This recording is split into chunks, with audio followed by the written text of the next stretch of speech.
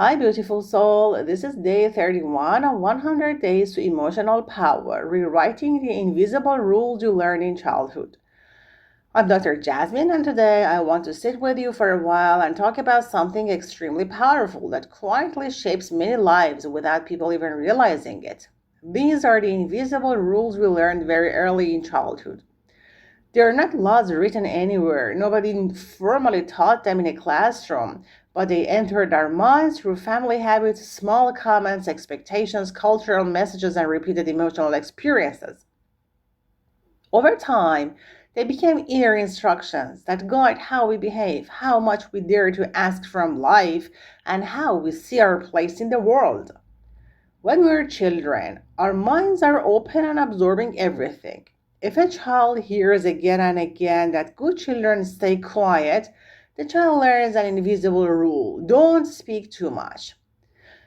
If a child notices that the family becomes uncomfortable when someone succeeds too much or becomes different from the others, another rule may form which says, don't stand out. If a child grows up in a home where money is always described as difficult, scarce, or dangerous, another rule may develop: money is risky, or it is safer to want little. These rules are rarely spoken directly, but they shape life decisions for decades. Let's start by noticing how these invisible rules appear in daily life. Imagine a person who has excellent ideas at work but rarely speaks during meetings. When their manager asks if anyone has suggestions, they remain silent even though they have prepared thoughtful solutions. Later, they go home and think, why didn't I say anything? Often, this is not laziness or lack of intelligence. It may simply be an old childhood rule still active in the background. Don't attract attention.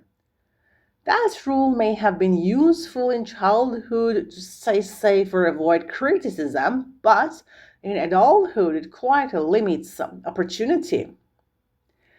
Another example happens in financial decisions. Some people constantly work hard yet hesitate to charge fairly for their skills. Imagine a freelance designer who spends hours creating a beautiful project but feels uncomfortable asking the real value for their work. They lower the price before even negotiating. If we'll look deeper, there may be an invisible rule inside them, such as don't ask for too much or wanting more is greedy. These rules often originate in families where modesty was praised and ambition was criticized. We also see these rules in relationships. For example, someone might remain in friendships where they feel constantly drained because they learned early that good people never disappoint others. This rule can lead them to say yes to every request, answer every message immediately, and solve every problem for everyone. The person may feel exhausted but still continue because breaking the rule creates deep discomfort. Sometimes the rule sounds like don't make mistake. A child who was criticized harshly for small errors may grow into an adult who avoids trying new things. They may postpone starting a business, learning a language, or speaking publicly because the possibility of imperfection feels emotionally dangerous. So the invisible rule quietly becomes: if you can't do it perfectly, don't do it. These invisible rules are powerful because they operate automatically.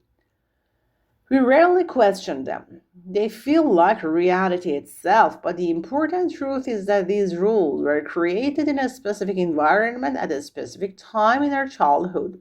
They were strategies our mind developed to navigate the emotional climate of our family and surroundings. Now, as adults, we have the ability to examine them. The first step is rewriting these rules, is simply noticing them. During the next few days, pay attention to the moments when you hesitate, feel guilty for wanting something, or hold yourself back. Ask a simple question. What rule might be operating here? For example, if you feel uncomfortable sharing an idea, you might notice the rule don't interrupt. If you hesitate to rest when you're tired, you might notice a rule like productive people must always be busy. Once you identify a rule, it becomes easier to examine whether it still serves your life. Many people discover that the rule once protected them but now limits them. For instance, the rule stay quiet to avoid conflict may have helped a child avoid tension in a noisy household. But as an adult, that same rule can prevent healthy communication and leadership. Let's explore a few practical ways to gently rewrite these rules. One approach is experimenting with very small actions that contradict the rule in safe situations.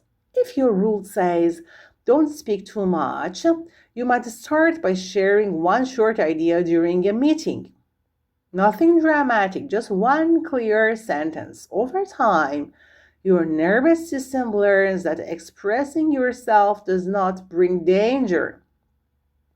If your rule says, don't ask for more, you might begin with small financial boundaries. For example, if you sell a service, you might simply stop lowering your price automatically.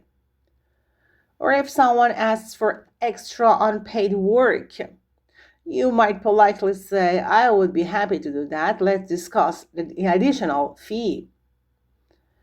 These small steps slowly reshape the internal rule. Another useful practice is writing your old rules on paper. For example, write sentences such as I must not disappoint people, or I should not stand out, or it is safer to stay small.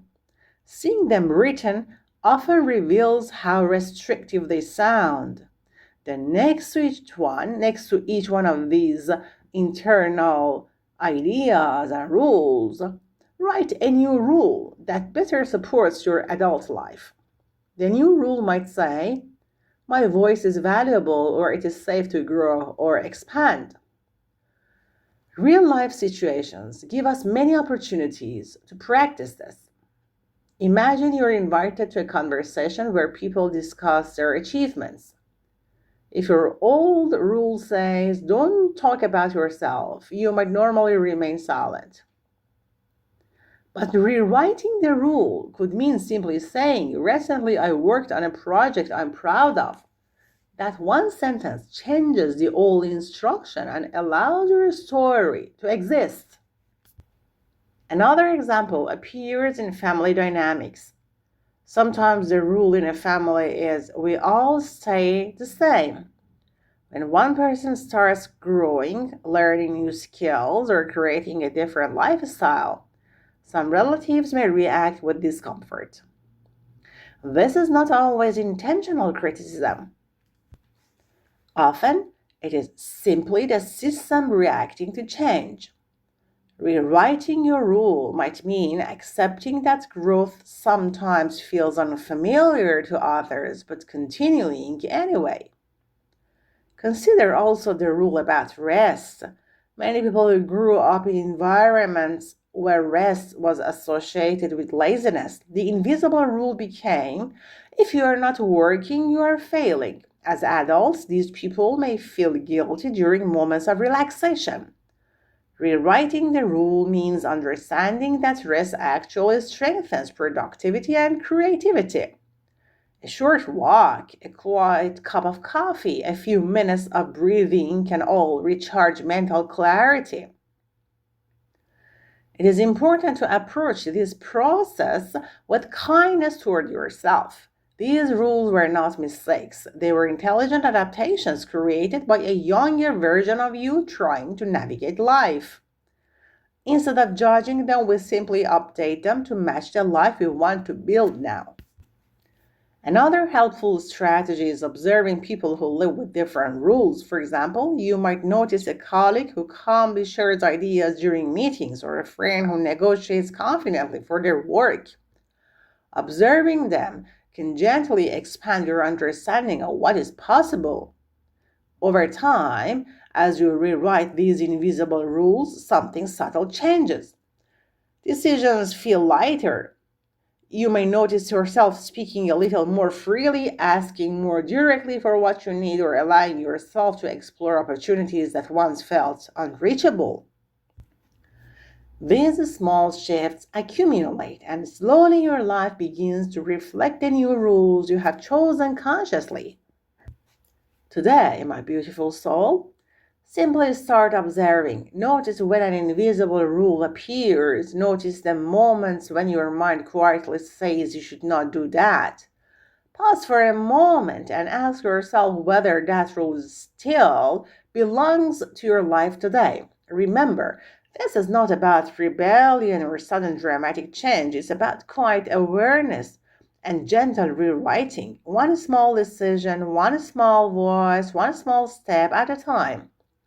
If this talk spoke to you, if you recognize yourself in these examples, if you felt like this talk described experiences that quietly live inside many of us, then keep listening. Like, share, and subscribe to this channel because this is day 31 on 100 Days to Emotional Power. And every day we explore one emotional truth that many people live with silently. We build emotional strength together, not with pressure and not with unrealistic positivity, but with honest reflections that feel real, human, and deeply supportive. You can listen while cooking, cleaning, commuting, working, or resting, like a quiet self-talk that strengthens you slowly. Don't forget to drop your ideas, questions, and comments down below. I would love to hear from you. See you in the next video, my beautiful soul.